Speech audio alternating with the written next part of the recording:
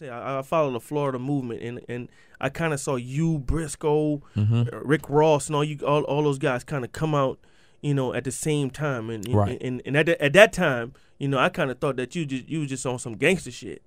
No, I'm serious. You had some aggressive, records and stuff like that. How do you feel with the direction of Rick Ross went this way, you're going this way? Briscoe still kind of. He was up here last week, by the way. Oh yeah. He's still kind of in that bubbling phase.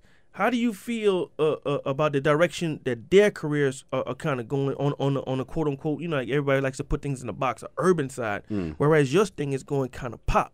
I mean, it's definitely a blessing, to tell you the truth, because, people who follow our music know that, we have a great relationship.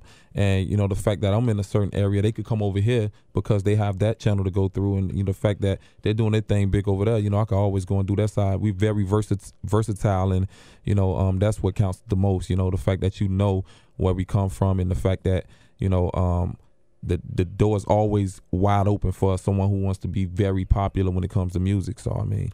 Yeah, but here's the thing. The thing is, do they want to come on your side?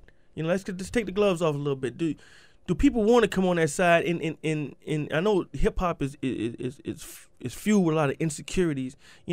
Or do you see that a lot of artists scared to come to that quote unquote? Because understand that was a point in time when that crossover label was like taboo. Are they scared to come over to your side and be as quote unquote daring as you are to do records like with David Guetta? I mean, who wouldn't want to do it? I mean, at the same time, it's like, financially, man, you live like to a whole nother level, and it's just really just popular, to tell you the truth. You have artists over here who might think they're large, but at the same time, when you go overseas, you'll never hear their music.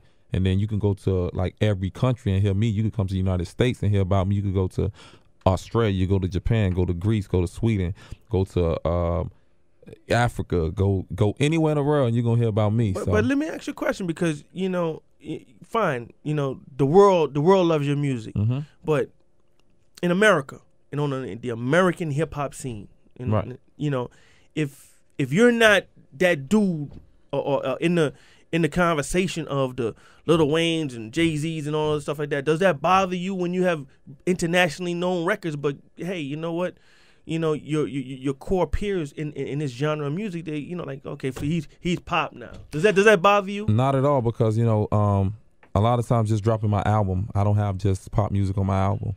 No, but so-called pop music. And understand, somebody has to go deep down within your album to get that. But my thing is, when I see you on TV, no, you don't gotta go deep down. No, but I'm saying it's always the first record on my album. Yeah, that you're gonna hear. But you have to get past the pop single. No, and understand, when we see you mainly on TV, we see you on the other side, on MTV, the big MTV, as opposed to MTV2. So my thing is, and honestly, does that kind of bother you when you're not in certain conversations? Not at all. Not at all, because at the same time, it's like I'm always gonna pop up in the conversation, like no matter where I go, because where I started at,